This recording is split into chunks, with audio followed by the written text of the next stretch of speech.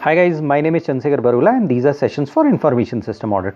So हम network security controls पढ़ रहे थे और नेटवर्क सिक्योरिटी कंट्रोल्स के बाद हमने इंट्रोडक्शन पढ़ा था और फिर थ्रेट्स और वनरेबिलिटीज़ के बारे में पढ़ा था. सो मेरा नंबर है 9899123008. In case of any feedback or in case you want to contact me for a professional help in and around Delhi, you can contact me in this particular number. तो threats and vulnerabilities कौन कौन सी हो सकती हैं ये हमने पढ़ा था. Information gathering, communication system vulnerabilities, protocol flaws, impersonation, spoofing, इस तरह की थ्रेट्स एंड वनरेबिलिटीज़ होती हैं.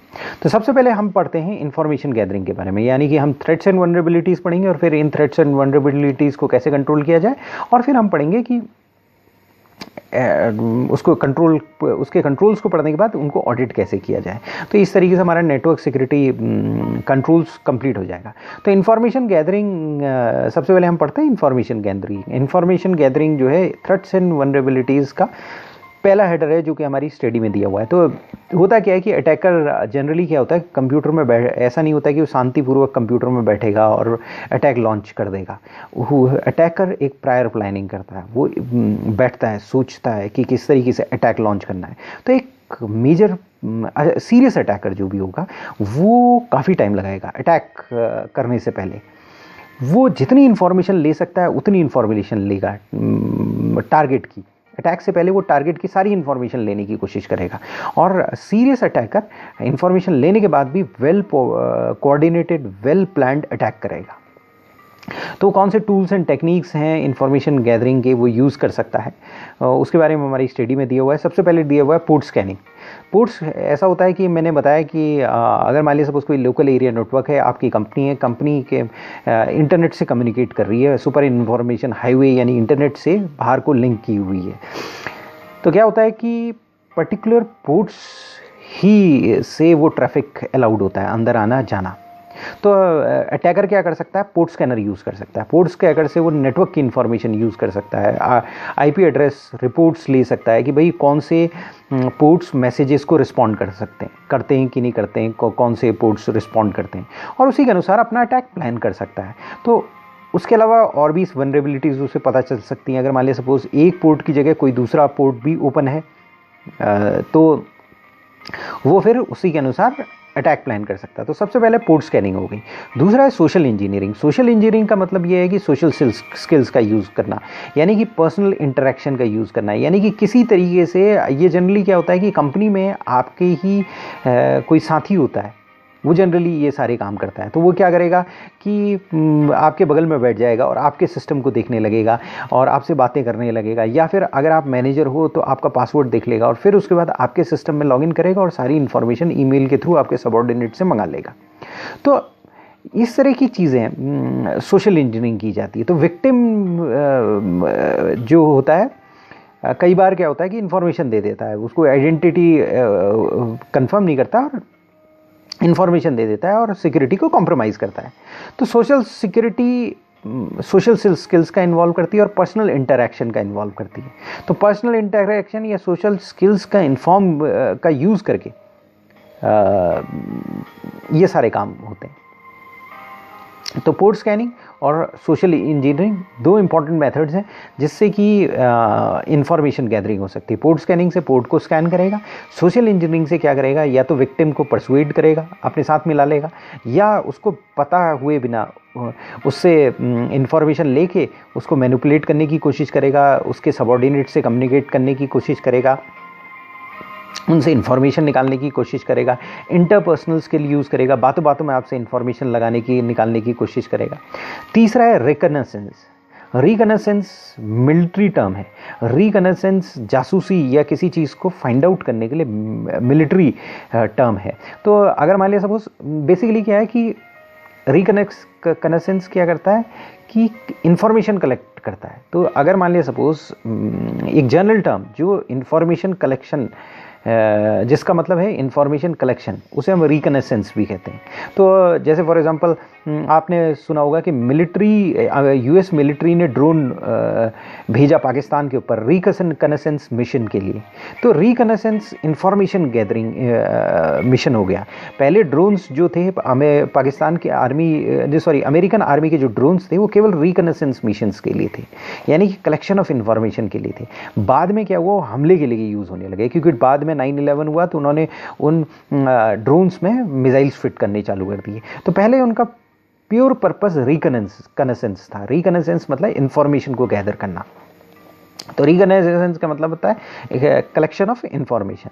तो ये सिक्योरिटी में क्या होता है कि जैसे मान लीजिए सपोज आप छोटी छोटी चीज़ें, डिस्क्रीट बिट्स ऑफ इंफॉर्मेशन ले लो, मतलब अलग अलग सोर्सेज से इंफॉर्मेशन ले लो और एक पिक्चर बना दो। जैसे फॉर एग्जांपल 5 लोग से बात करो आप, कोई चीज़ चल रही है कंपनी के अंदर, 5 चीज़ अलग अलग इंफॉर्मेशन मिलेगी और फिर उसका एक पीस बना लो, तो एक पर्टिकुलर पिक्चर बन जाएगी आपके पास। तो इसे कहते हैं रिकनेसेंस। तो एक जो हमने पढ़ा था डंपस्टर ड्राइविंग, ये कॉमनली यूज्ड रिकनेसेंस टेक्निक है। तो इसमें क्या होता है कि मालूम पड़ा, अगर मान लिया सपोज डंपस्टर ड्राइविंग हम पहले भी पढ़ चुके हैं। इसमें क्या होता है कि मालूम पड़ा, अगर मान लिया सपोज एक ड्रग की कंपनी है और वो कोई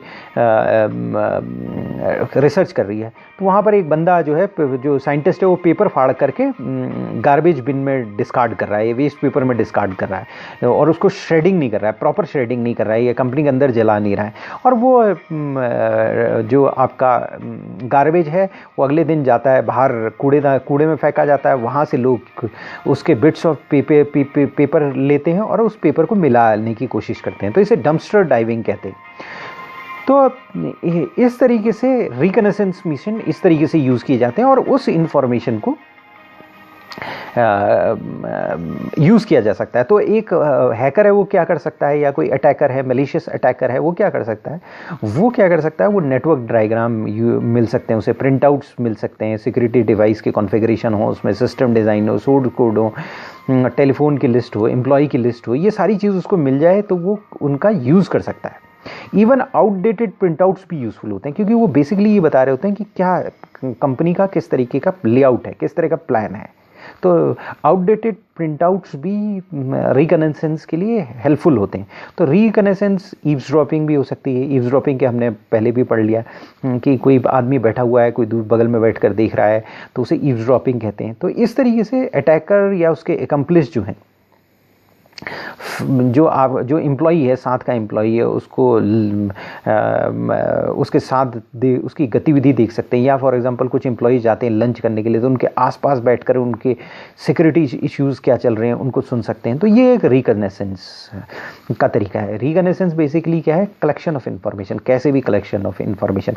और रिकनेसेंस जनरली आप अखबार में पढ़ेंगे तो कहाँ पढ़ेंगे, जहाँ यूएस आर्मी, जैसे पहले यूएस मिलिट्री ड्रोन्स भेजा करती थी प्योरली रिकनेसेंस मिशन के लिए। अब तो वो किल मिशंस के लिए भी भेजती है, फायर मिशंस के लिए भी भेजती है। तो रिकनेसेंस है कलेक्शन ऑफ इंफॉर्मेशन, यानी कि इंफॉर्मेशन को कलेक्ट करना ही रिकनेसेंस कहलाएगा। और कैसे भी इंफॉर्मेशन को कलेक्ट कर सकते हैं, डंपस्टर ड्राइविंग के द्वारा कलेक्शन कर सकते हैं इंफॉर्मेशन का, या फिर ईव्सड्रॉपिंग के द्वारा कर सकते हैं, या दूसरे मेथड्स के द्वारा कर सकते हैं। तो यानी कि इंफॉर्मेशन गैदरिंग किसी भी तरीके से हो सकती है, पोर्ट को स्कैन करके, सोशल इंजीनियरिंग, रिकनेसेंस के द्वारा, या फिर ये भी हो सकती है कि ऑपरेटिंग सिस्टम और एप्लीकेशन फिंगरप्रिंटिंग।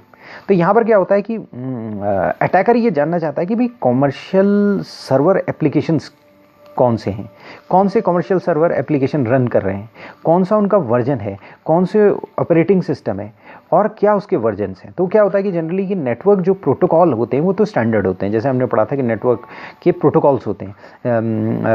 आपका इंटरनेट इस तरह से बनाया गया है कि थर्ड वर्ल्ड वॉर के टाइम पर वो आराम से चले।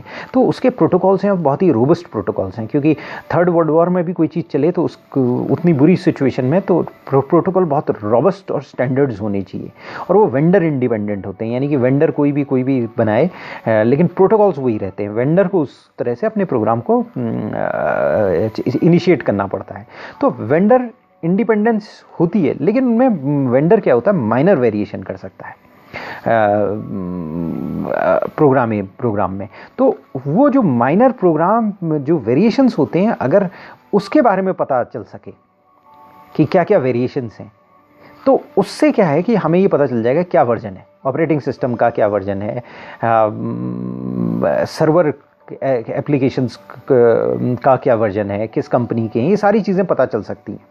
क्योंकि थोड़ी सी चेंजेस में हमें वेंडर के बारे में पता चल सकता है। तो ये कैसे पता चलेगा? ये होगा कि अगर मान लिया सपोज हमें ये पता चल जाए कि भाई कोई भी प्रॉम्प्ट, यानी कि अगर हमने कोई भी सिस्टम क्या कैसे रिस्पॉन्ड करता है, अगर मान लिया सपोज उससे हमने कोई मैसेज भेजा, कोई प्रॉम्प्ट भेजी, तो वो किस तरीके से रिस्पॉन्स कर रहा है। तो जिस तरीके से वो रिस्पॉन्स करता है वो ये बता देता है कि सिस्टम कौन सा है, उसका वर्जन कौन सा है। अगर नए फीचर्स उस सिस्टम में ऐड हैं, तो अगर आपने उससे कोई रिक्वेस्ट दी और उसने ड्रॉप आउट कर दी तो ओल्ड वर्जन है, और एकोमोडेट कर रहा है तो नया वर्जन है। तो इस तरीके से इनडायरेक्टली ये पता चल जाता है, और इस चीज़ को ऑपरेटिंग सिस्टम और एप्लीकेशन फिंगरप्रिंटिंग कहते हैं। जैसे फिंगरप्रिंट होता है, जो डिटेक्टिव होता है, शर्लॉक होम, या ये शर्लॉक होम जो कह रहा हूँ, शर्लॉक होम तो पुराना है, नया डिटेक्टिव जासूस करमचंद, वो फिंगरप्रिंट छूट जाते हैं और वो फिंगरप्रिंट दिखता है कि कौन से फिंगरप्रिंट है, और उसे पता करता है कि ये व्यक्ति कौन सा है। उसी तरीके से ऑपरेटिंग सिस्टम और एप्लीकेशन फिंगरप्रिंटिंग का यूज़ होता है। इसमें आपका सिस्टम कैसे एक्ट कर रहा है, नए फीचर्स अगर ऐड कर दिए तो हम उसी तरीके से सिस्टम के साथ कम्युनिकेट करते हैं और पता कर लेते हैं ये नए फीचर्स को एकोमोडेट कर रहा है कि नहीं कर रहा है। तो इससे वर्जन पता चल जाता है हमें।